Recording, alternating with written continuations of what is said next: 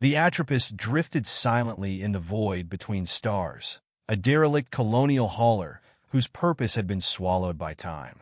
It was supposed to be a marvel of engineering, a self-contained ecosystem carrying over 2,000 souls to the uncharted exoplanet Proxima 7. But somewhere along the way, it vanished from all known coordinates, an echo swallowed by a cosmic anomaly. When the Atropus resurfaced after 73 years, it wasn't in the Proxima system. It was light years off course, adrift in a sector marked as uninhabitable by the Galactic Cartographers Guild. The ship's distress beacon, long dormant, suddenly flared to life, broadcasting in a guttural, atonal frequency no known species could immediately decipher. The Salvage Guild received the signal. Protocol dictated that such an anomalous event was to be investigated by a licensed crew. And so, against the warnings etched into their own survival instincts, the six-person team aboard the scavenger ship Lament answered the call. When the Lament docked with the Atropus, its exterior was worse than derelict. The hull looked half-digested, as if an enormous cosmic stomach had chewed on it for millennia. Twisted metal bristled with stalactites of frozen plasma. The once gleaming surface of the hauler was pockmarked with craters that seemed deliberate, almost ritualistic. But it was the silence that gnawed at the crew. Even in the stillness of space, the absence of life felt too complete, too predatory. "Jesus, this thing looks like it died twice," muttered Carson, the team's comms officer, as they latched the airlock. "Shut up and help me seal this," barked Rhea, the captain, her voice clipped. She had that hardened, weather-beaten face of someone who'd seen too many jobs go sideways. Her knuckles whitened as she keyed in the override code. The moment the airlock opened, a stench spilled out like an invisible wave. It wasn't the acrid, chemical staleness typical of derelicts. It smelled organic, cloying and wet, like spoiled meat left too long in a sealed container. "That's not good," murmured Abe, the team's medic, fumbling with his rebreather. "Man up," said Dex, the engineer, though he quickly donned his own mask. They stepped into darkness. The Atropus's interior was a cathedral to decay. Bulkheads bulged with a slick, fibrous growth that pulsed faintly in the dim light of their headlamps. The floor squelched beneath their boots, though it appeared solid at first glance. Shadows danced in irregular patterns across the walls, and though the ship's temperature gauge read a standard 23 degrees Celsius, the air carried an unnatural chill. "It's alive," Carson whispered, almost to himself, touching one of the pulsing walls. A thin, translucent membrane stretched under his fingers. "Don't touch anything," barked Rhea. But it was too late. The wall shuddered, and a faint sound reverberated through the ship, a sound like laughter, wet and gurgling, emanating from deep within the structure. It didn't take long to find the bodies. The colonists were still in their cryopods, but the pods were no longer functioning. Glass canopies were fogged with condensation, and when Dex wiped one clean, he recoiled. Inside, the occupant's face had been replaced with something else, something resembling a mask made of flesh. Smooth and featureless, save for a jagged slit where the mouth should have been. From the corners of that slit spilled tendrils, twitching as if tasting the air. "Close it," muttered Rhea, her voice barely audible over the sound of her own breathing. "They're alive," Carson whispered, his breath hitching as he noticed the rhythmic rise and fall of the colonist's chest. "How the hell?" "Doesn't matter," Rhea snapped. "We're here to retrieve the black box and get the hell out. Let's move." The bridge of the Atropus was a scene of chaotic violence. Control panels were shattered, their screens leaking viscous, black fluid. Chairs were overturned, and the skeletal remains of what must have been the command crew were strewn about in impossible configurations, like they had been deliberately arranged by an artist with a taste for the macabre. One skeleton hung upside down from the ceiling, its ribcage splayed open in a grotesque parody of a blooming flower. "What kind of sick?" Dex began, but his voice trailed off as the ship's main console flickered to life. The screen displayed a single word, repeating over and over in blocky, alien glyphs. "It's asking a question," Carson said, his voice trembling. "What question?" Rhea demanded, keeping her eyes fixed on the screen. I think it says, "Do you remember?" Before anyone could respond, the lights in the bridge flickered and died. The Lament's crew quickly realized they were no longer alone. The sound started softly at first, wet, shuffling noises echoing through the corridors, punctuated by a clicking sound that seemed to come from everywhere at once. The walls themselves seemed to breathe, expanding and contracting rhythmically as a deep, guttural hum filled the air. Abe was the first to disappear. One moment he was at the rear of the group, complaining about his boots sticking to the floor. The next, the light from his headlamp vanished, accompanied by a single, sharp scream. When they found him, his body was half submerged in the floor, his torso twisted at an angle that defied physics. His face bore an expression of raw terror, his mouth open as if caught mid-sentence. Something black and viscous bubbled from his eye sockets, pooling beneath him before being absorbed by the floor. "Leave him," Rhea ordered, though her voice betrayed her fear. The deeper they ventured, the less the Atropus resembled a ship. Corridors twisted into organic tunnels, their walls pulsating with a sickly luminescence. The air grew thick, and the faint sounds of whispers began to infiltrate their minds. Half-heard sentences spoken in languages they couldn't understand. They found the black box in what used to be the reactor core. It sat in the center of a vast, cavernous space that seemed to pulse with its own heartbeat. Tendrils of organic matter sprouted from the walls, converging on the box like veins feeding a heart. "It's fused to the ship," Carson said, his voice barely above a whisper. As Dex worked to pry it loose, the tendrils began to move, writhing as if in protest. The whispers grew louder, coalescing into a single voice that seemed to echo inside their skulls. "Do you remember?" The ship's malevolence revealed itself fully when Carson collapsed, clutching his head and screaming about faces in the dark. Rhea and Dex managed to drag him back to the airlock, but by the time they reached it, the Lament was gone. Only a black void remained where their ship had been docked. The Atropus laughed then, a deep, resonant sound that vibrated through their very bones. "You cannot leave," the voice boomed, and the walls began to close in around them. Rhea's breath came in ragged gasps as she stared into the void where the Lament had once been. Panic clawed at her chest, but she forced it down. There was no time for hysteria. She looked at Dex, who was pale and trembling but still gripping the black box they had pried loose. His knuckles were bloodied where the tendrils had lashed at him during the extraction. "Keep it together," Rhea said, though her voice wavered. "We'll find another way." "Another way?" Carson snapped, pacing like a caged animal. His eyes were wild, darting to every shadow. "The ship ate our goddamn ride, Rhea. There's no another way. We're dead." "No, we're not," she said sharply, trying to maintain control. "This thing, whatever it is, it hasn't killed us yet. That means it wants something." The words barely left her lips when the ship shuddered violently, knocking them to their knees. A deep groan echoed through the corridors, followed by a series of sickening squelches. The walls around them began to ripple, and the floor beneath Carson split open. He barely had time to scream before something long and segmented shot out, wrapping around his legs and yanking him into the abyss. Blood sprayed upward in a gruesome arc, spattering Rhea and Dex as they scrambled back. "Carson!" Dex shouted, lunging toward the hole. "Leave him!" Rhea grabbed his arm, hauling him backward. She didn't look into the pit.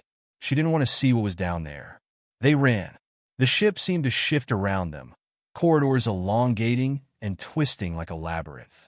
Every turn felt wrong, like they were moving in circles even though the environment was constantly changing. The whispers returned, louder now, merging into a chorus of disjointed voices that spoke in riddles and fragmented pleas. "Don't stop," Rhea urged, dragging Dex behind her. They stumbled into what must have once been a cargo bay, though now it was unrecognizable.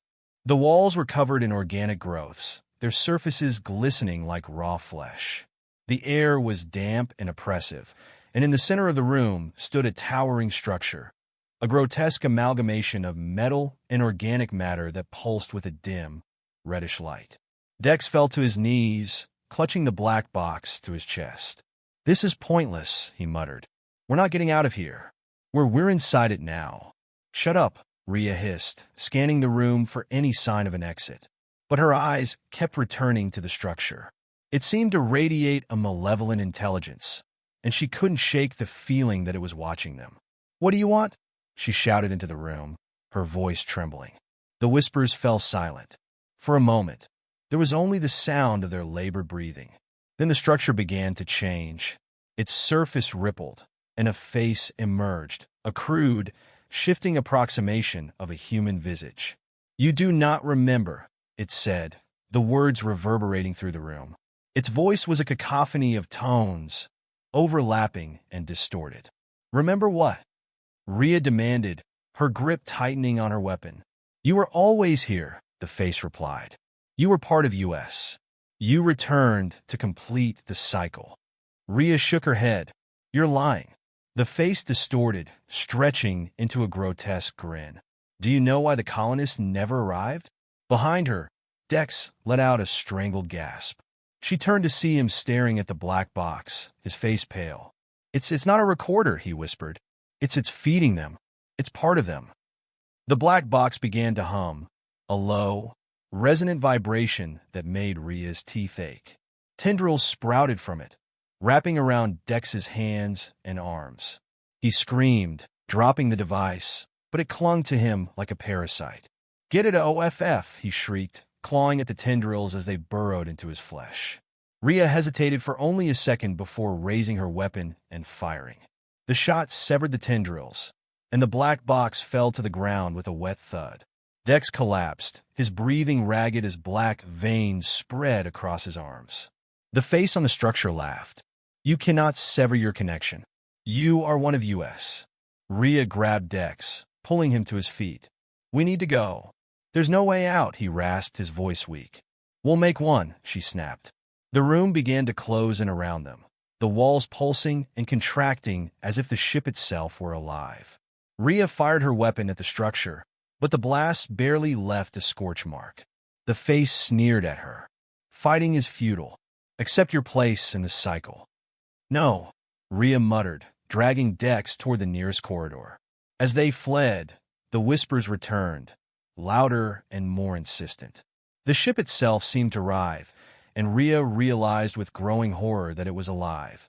Not a vessel, but a sentient entity that had consumed the colonists and now sought to absorb them as well. "How do we stop it?" she shouted, though she wasn't sure who she was asking. Dex's eyes flicked to the black box, still clutched in his trembling hands. We destroy this. It's the core. It's feeding the ship." Rhea nodded, though she doubted it would be that simple. As they rounded a corner, they were met with a wall of shifting flesh, blocking their path. The whispers grew deafening, and the words were no longer disjointed. They spoke as one, a singular voice that filled the air. "You cannot escape. You belong to US." Rhea raised her weapon, her jaw set in determination. "We'll see about that."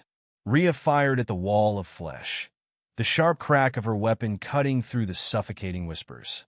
The blast tore chunks from the pulsating barrier, but each wound regenerated almost instantly, the organic mass closing in tighter around them.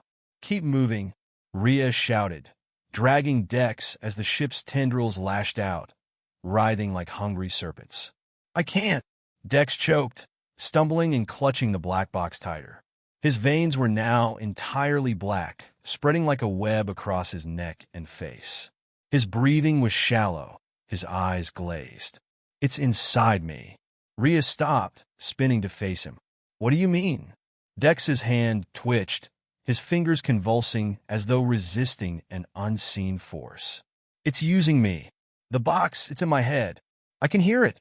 Before Rhea could respond, Dex's body jerked violently, and he screamed, a sound so raw and inhuman that it made her stomach twist. His back arched, and from his chest, tendrils erupted like vines bursting through cracked earth.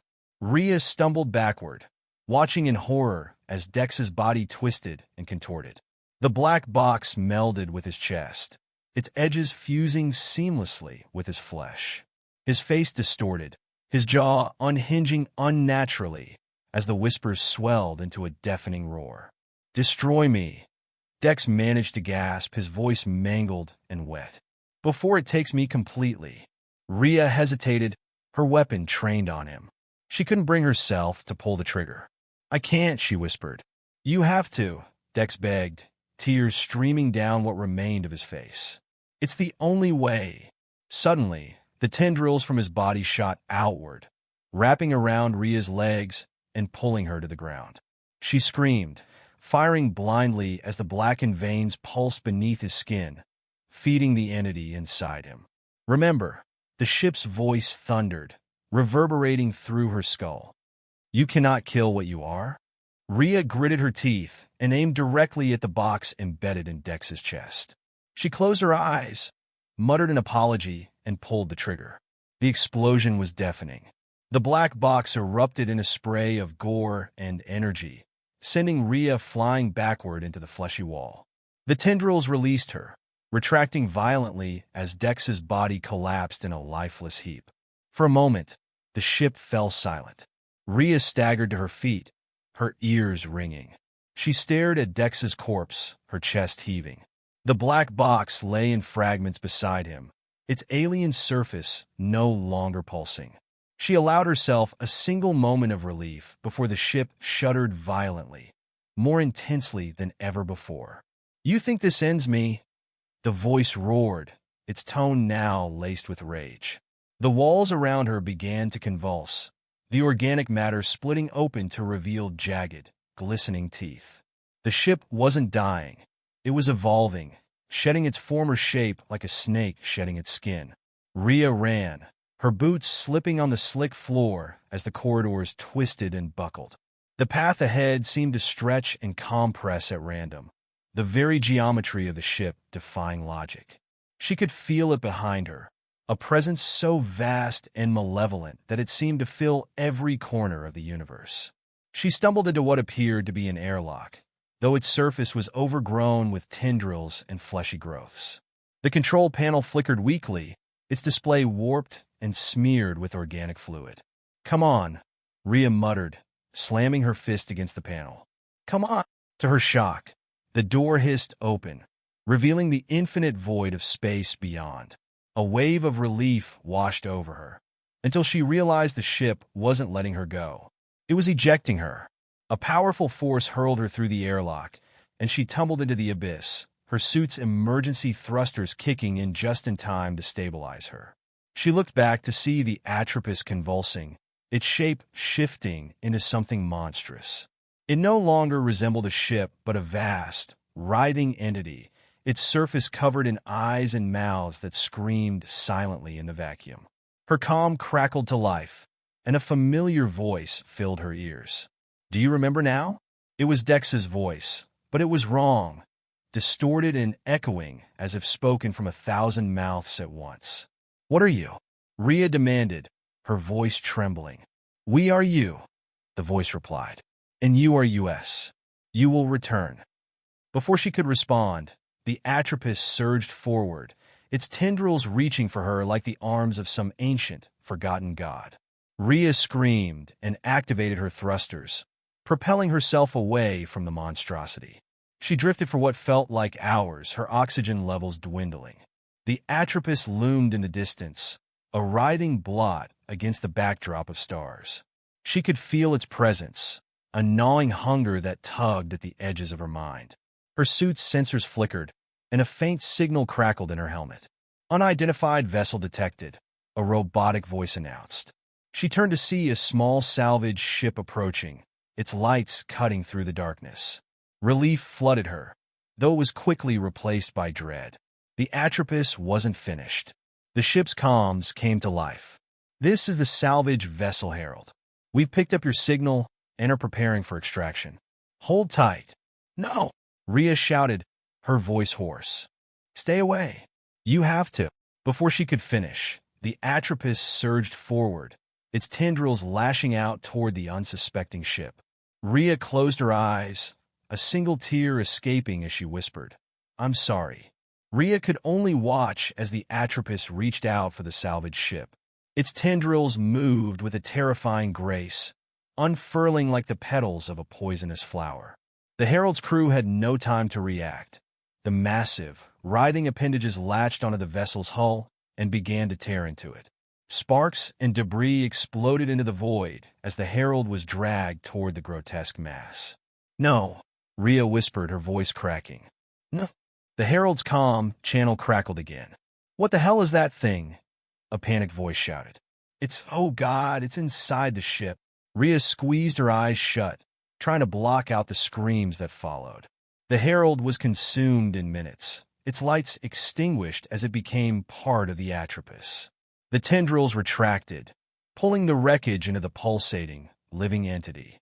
A moment later, the Atropus turned its many eyes toward Rhea, as if remembering she was still there. Her suit's oxygen alarm began to beep, a soft but insistent reminder that her time was running out. She had maybe 10 minutes left, 15 at most. Even if she could escape the Atropus, she would die alone in the void. But that was better than letting it take her. "Think," she muttered to herself, her breath fogging the inside of her helmet. Her mind raced, searching for options. The Atropus had devoured the Herald, but maybe it hadn't taken everything. Her suit's sensors detected faint energy readings emanating from the wreckage. Something still had power, a reactor, or maybe an emergency beacon. If she could reach it, she might be able to overload it and create an explosion large enough to destroy the Atropus, or at least wound it. Using the last reserves of her thrusters, Rhea propelled herself toward the wreckage. The Atropus seemed to sense her intent. Its tendrils lashed out, but she was too small, too fast. She weaved through the floating debris, narrowly avoiding jagged shards of metal and severed cables. The energy readings grew stronger as she neared the wreckage of the Herald's engine core. It was a miracle that anything had survived the ship's destruction. The core was damaged but still glowing faintly, its containment field flickering like a dying ember. Rhea landed on the wreckage and anchored herself with the magnetic clamps on her boots. She worked quickly, prying open a control panel and connecting her suit's interface to the core. Her hands trembled as she navigated the unfamiliar system, searching for the reactor's fail-safe protocols. "Come on," she muttered, her fingers dancing across the controls. "Give me something." Behind her, the Atropus loomed closer, its massive bulk blotting out the stars. The reactor's interface was a nightmare of scrambled data and error messages, but Rhea managed to find what she needed, a manual override that would trigger a catastrophic meltdown. It was a last-resort measure, designed to prevent the reactor from falling into enemy hands. She hesitated for only a second before activating it. A countdown appeared on her HUD. 2 o'clock. 2 minutes, she muttered. "That's all I've got." She disengaged her clamps and pushed off the wreckage, using the last dregs of her thrusters to put as much distance as possible between herself and the reactor. The Atropus seemed to sense the danger. Its tendrils swarmed toward the core, trying to smother it before the countdown reached 0. Rhea felt a flicker of hope. Maybe, just maybe, this would work. The explosion was spectacular. The reactor detonated in a blinding flash of light, a supernova of energy that tore through the Atropus. The force of the blast sent Rhea tumbling through space, her suit system screaming in protest as debris battered her. She shielded her face with her arms, her vision swimming as the shockwave faded. When she opened her eyes, the Atropus was still there. It was wounded, massive chunks of its flesh had been torn away, and its movements were slower, more erratic. But it was still alive. Its many eyes burned with rage, and its tendrils flailed wildly, searching for her. "No," Rhea whispered, her heart sinking. That was everything. Her suit's oxygen alarm beeped faster, more urgently now. She had maybe 3 minutes left. The Atropus began to regenerate, its damaged flesh knitting itself back together. Rhea could feel its presence in her mind again, stronger than ever. "You cannot destroy me," it thundered. "You are part of me. You always have been." Rhea's vision blurred as the lack of oxygen took its toll. Her thoughts grew sluggish, and the whispers in her mind grew louder, more insistent. "Remember," the voice commanded. And suddenly she did. Flashes of memory assaulted her. Stepping aboard the Atropus for the first time, hearing the whispers for the first time, feeling the ship's tendrils wrap around her and pull her into its core. She remembered becoming one with it, her consciousness merging with the countless others it had consumed. She remembered escaping, or thinking she had escaped, but she had never truly left. She had been its envoy, sent to lure more victims back to its grasp. "You lied," Rhea gasped, her voice weak. "I am truth," the Atropus replied. "You will return to me. You cannot fight what you are." As her vision dimmed, Rhea's hand found the emergency beacon on her suit. With her last ounce of strength, she activated it, broadcasting a distress signal to anyone nearby. "Don't come," she whispered into the void. "Don't!" Her words faded as darkness overtook her. The beacon pulsed weakly, a tiny light in the infinite void. And the Atropus waited, its many eyes fixed on the signal, knowing that someone would come. Someone always did. Rhea's world was dark, silent. She floated in an abyss where time seemed to stretch and compress in ways that defied comprehension. Memories swirled around her, fragmented and surreal. Her time on the Lament, Dex's tortured screams, the grotesque faces on the Atropus. And beneath it all, the whispers, endless and maddening, urged her to remember. When her eyes opened, she was no longer in her suit. She stood in a pristine white room, its walls impossibly smooth and curving away into infinity. The air was warm, sterile, and carried the faintest scent of something familiar, salt and blood. In front of her, a figure emerged from the seamless floor. It was humanoid, but its features were indistinct, as if it were sculpted from smoke and shadows. Its face shifted constantly, a parade of familiar expressions. Carson's smirk, Dex's anguish, even her own steely gaze. "Where am I?" Rhea demanded, her voice sharp but trembling. The figure tilted its head, as if considering her question. When it spoke, its voice was a symphony of tones, all overlapping. "You are where you have always been." Rhea's breath hitched as the walls of the room shimmered, revealing glimpses of the Atropus. She saw its tendrils winding through the wreckage of the Herald, absorbing metal, bodies, and memories alike. She saw the colonists in their cryopods, their flesh distorted into grotesque shapes, their minds trapped in an endless cycle of torment. "You lied to me," she said, her fists clenched. "You made me believe I could escape." The figure smiled, a chilling, empty expression. "Escape is an illusion. You are part of the whole. You have always been. I don't belong to you." Rhea spat, her voice defiant. The figure's form rippled, growing larger, its features more grotesque. "Denial is futile. You remember. You know." Rhea stumbled back, her mind reeling. The memories came flooding back in vivid, unbearable detail. She saw herself aboard the Atropus long before it was deemed lost, working as a systems technician during its maiden voyage. She remembered the anomaly, a sudden burst of energy that had enveloped the ship, merging its systems with something ancient and otherworldly. She remembered the first whispers. She had been one of the first to hear them, and she had ignored the warnings, thinking they were just glitches in the ship's AI. By the time she realized the truth, it was too late. The Atropus had already begun to consume them, reshaping their bodies and minds into extensions of itself. And she had fought it. Oh, how she had fought it. But she had failed. "You turned me into this," she said, her voice cracking.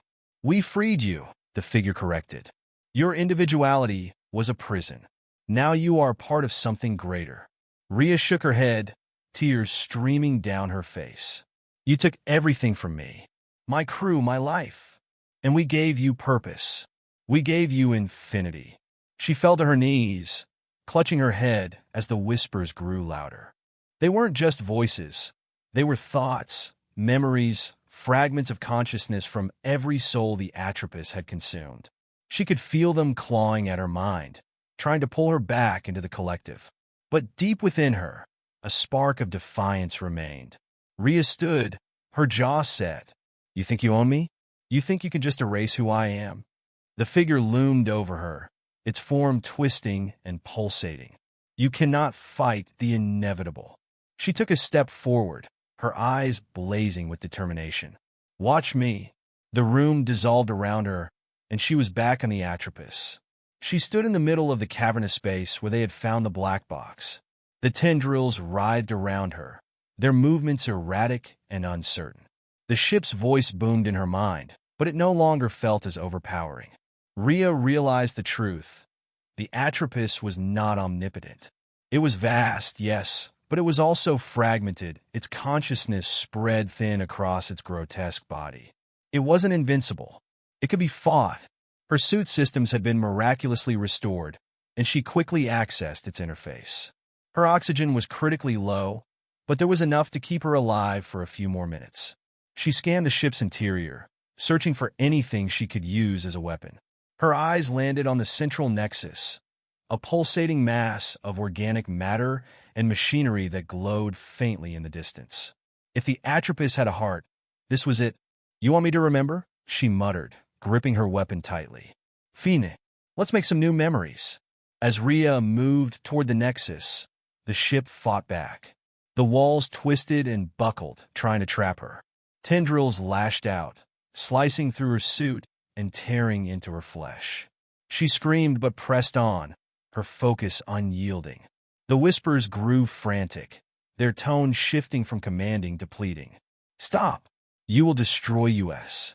"That's the idea," Rhea hissed through gritted teeth. She reached the nexus, its surface writhing with veins and tendrils.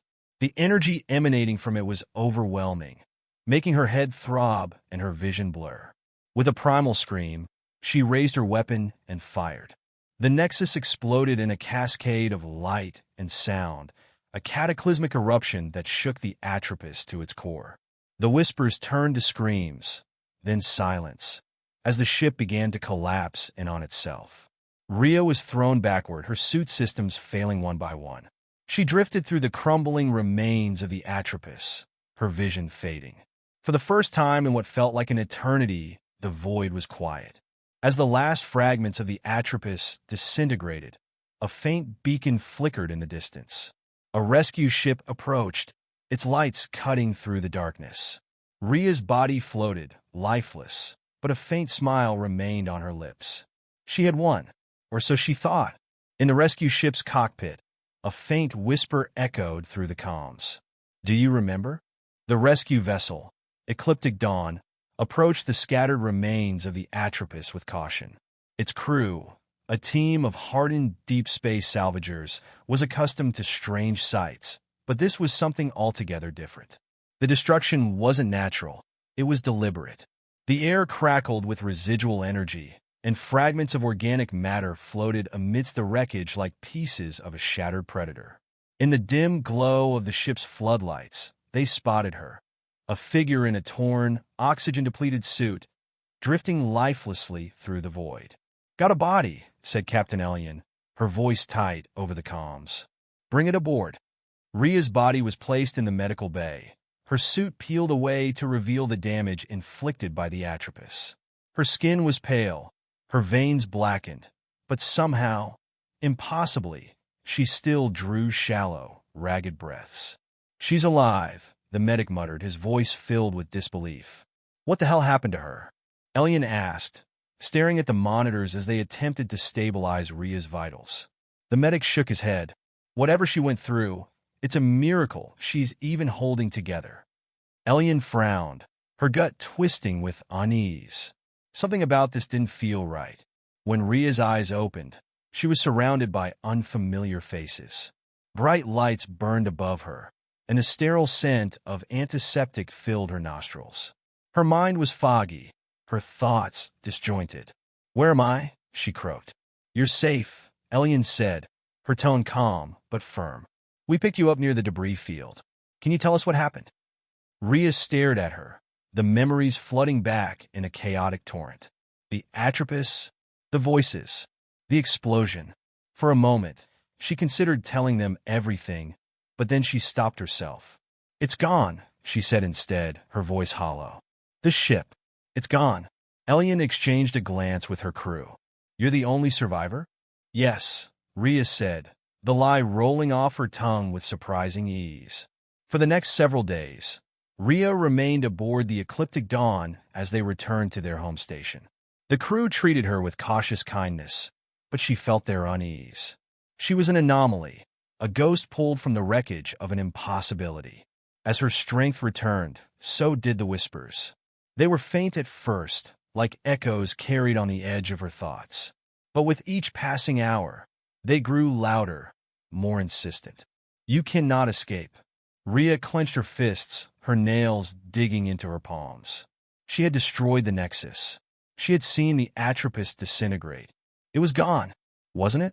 One night, as the ship's lights dimmed for the simulated sleep cycle, Rhea found herself staring into the small mirror in her quarters. Her reflection looked wrong. Her eyes were darker than they should have been, her veins faintly pulsing with a sickly black hue. "You're not real," she whispered to the image. The reflection smiled. "You cannot destroy what you are," it said, its voice not her own, but 1,000 voices overlapping. Rhea stumbled back, her chest heaving. She clutched at her head, willing the voices to stop, but they only grew louder.